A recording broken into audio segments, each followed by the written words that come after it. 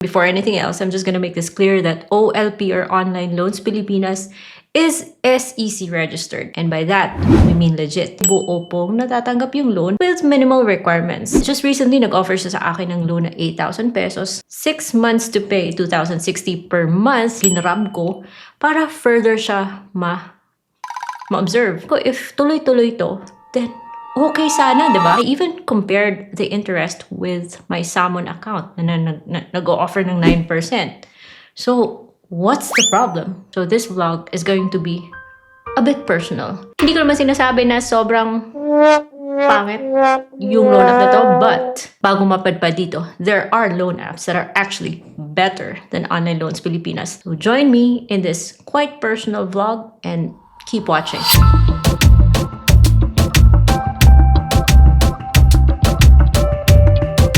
Hello everyone, welcome back to my channel. It's Ate Red here.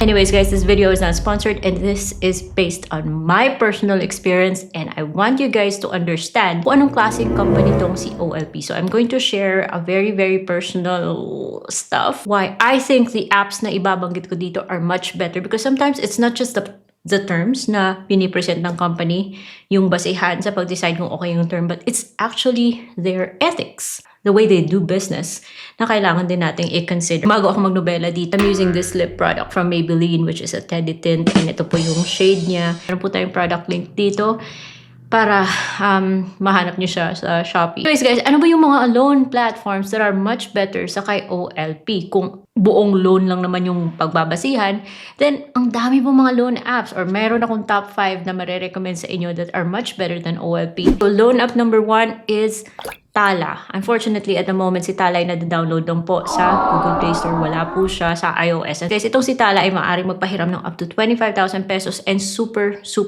legit po talaga. Although, hindi naman talaga super buo matatanggap yung loan kay Tala dahil meron siya ibabawas. But, makatao po yung interest ni Tala. You can pay your loan up to 61 days or 2 months. Nag-increase yung loan if good payer ka. But of course, it boils down sa kay system. A reporting entity sa CIC. So, yung pagiging good payer mo dito ay makakatulong para later on maging maganda yung ating credit history and later on ma-offeran tayo ng mas magandang mga loan. Rest assured na kung sakali magkaroon ka ng financial difficulty at hindi ka makakabayad kay Tala, based na talaga to from experience, si Tala hindi po siya ever at hindi siya nang haharas. Dati ako may Tala account and nagkaroon ako ng issues. So wala akong natanggap na masasakit na salita sa kanilang mga agents. Kahit na tumawag sila everyday pero napakabait po nilang kausapin. And yung kanilang penalties, once lang po. And eventually, nabayaran ko si Tala. Unfortunately guys dahil medyo matagal bago ko nabayaran si Tala, hindi pa rin ako makautang ulit until now. If I were to choose between OLP and Tala, doon ako sa loan app na mas mabait. Let's move on to the second online loan platform. That is OneHand, guys. Dati na rin ako may OneHand account. During the time na nagkaroon ako ng problema sa payment kay OneHand, hindi naman siya masyadong okay at the time. Pero nag-improve po si OneHand. Itong si OneHand ay both na-download sa Google Play Store and sa iOS. At pwede na siyang magpahiram ng up to 50,000 pesos buong matatanggap and payable in terms na hindi po lalagpas ng 15%. Siyempre, dapat pinag-iisipan to kasi utang siya. Yung maganda kay OneHand kasi very transparent. Wala na siyang ibang dinadagdag. Hindi tulad ni OLP na paswertihan kasi may iba sa inyo na nagbabayad pa rin ng mga loan guarantee, mga doctor, whatever na yan.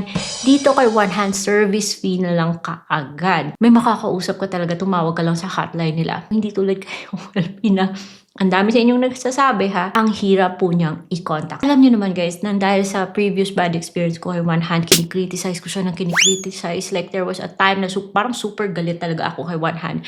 Pero never po si OneHand naging iyakin, okay? Dahil ngayon, super legit na siya at okay na siya compared to before. OneHand reached out to me and explained kung gaano naka-legit yung operations nila ngayon. There were no strings attached.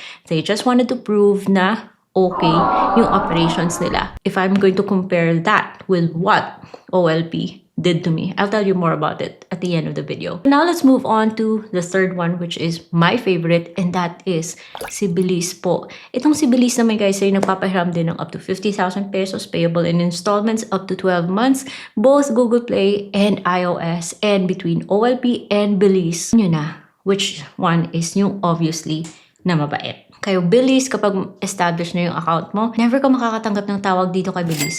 Just a text and email reminder na magdudu ka. Pwedeng ba usapan yung mga agents nila? And Billies has always been appreciative of the feedback na sinishare ko sa social media and sa aking YouTube channel. For a company that shows appreciation sa content creator for the things that the content creator says about the company, it's a very respectable thing to do. Unlike sa ginawa ni OLP. Pag nagpa-pay attention ka lang sa mga pinaglalagay mo sa form, sinunod mo yung instructions niya, and wala kang sablay sa credit history mo, madali naman ma-approve kay Billies. So please, be careful with the things na ilalagay mo sa form. Let's move on to loan app number 4, and that is Salmon Credit. Nakatanggap na pala ako ng card kay Salmon Credit. What's the difference with the credit line and a card? I'll talk about it in a future video. I was optimistic na nagiging better si OLP dahil yun, nag-offer siya ng 6 months to pay, and yung interest is parang 9%. So I compared it with my Salmon Credit account, which is 9% kasi ako kay Salmon Credit every month. Diba? This is what we're here for. Gumagawa tayo ng videos, provide tayo ng feedback. It's room for improvement. But anyways, before that, pero mo si Salmon Credit, pwede kang mag-apply nito sa Google Play, mag-download from Google Play or iOS. Yung style naman kasi nito is monthly siya. And pwede kang mag-minimum, and at the same time, you could also pay partial. You can also pay the full amount kasi revolving siya. Thing is, kapag hindi ka makapag full amount on your due date, whatever is remaining, ma-roll over sa next bill, and magkakaroon po siya ng additional interest. Now, what makes it better than OLP is that consistent naman po siya na hindi siya makulit. Wala kang matatanggap na text or call kapag papalapit na yung due date. We'll get to the juicy parts later on. And now with Salmon Credit, there's many other products. Like you can get a credit limit of up to 100,000 pesos with a Salmon Credit line. Meron din sila product loan, meron din silang pa-cash loan.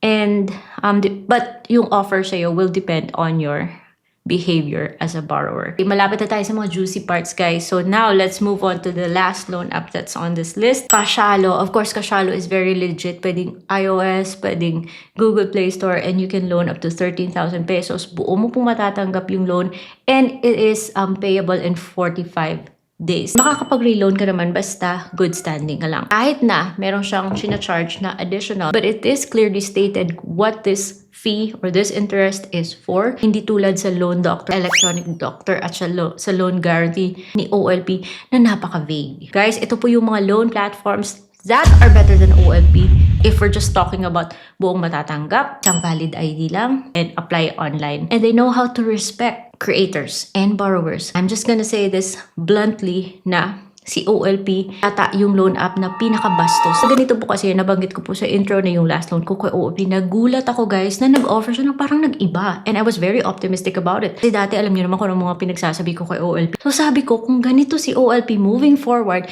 di ba maganda? So sabi ko, balikan natin, further natin siyang i-observe. I made 2 posts on Facebook. Yung isa, sabi ko, ayan, papalapit na yung due date ko. Tingnan ko kung makulit sila. And then yung isa naman, gumawa ako ng video to address a viewer's question kung may benefit bang mag-advance ng payment kay OLP. Of course, yung sinagot ko is based on my personal experience. Well, wala naman talagang benefit kung mag-early payment ka kay OLP dahil wala naman siyang cashback na ino-offer. You're still paying for interest or fees that's worth 30 days, 7 days, whatever. Ever since kasi na-observe ko na itong si OLP, 5 days pa lang before your due date, tatawag sila. And the usual script is that aside from them asking for your payment details or noting na magbabayad ka, as promised, they would say na possible reloan pag nagbayad. And that's all. So what OLP did was that pinatanggal niya kay Meta yung dalawang content na yan, citing na in-infringe ko daw or violate ko yung kanilang copyright or trademark rights. I was simply talking about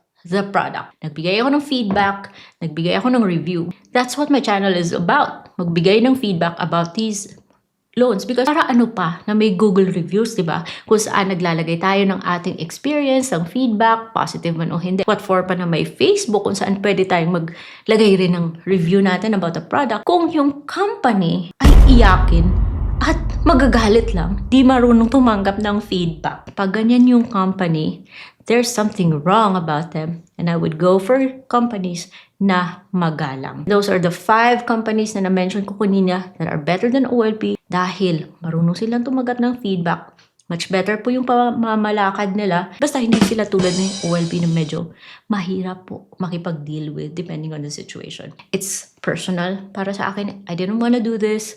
Pero gusto ko rin lumaban dun sa ginawa nila. It's not about them removing my content, but it's how they treated my feedback, which nakaka-super disgusting po talaga. So, syempre, kailangan ko ring mag-react. And that's it for today's video, guys. I hope you learned something. And syempre, this is very personal. So, nasa inyo na yan. Let me know what you think. And I'll see you on my next vlog.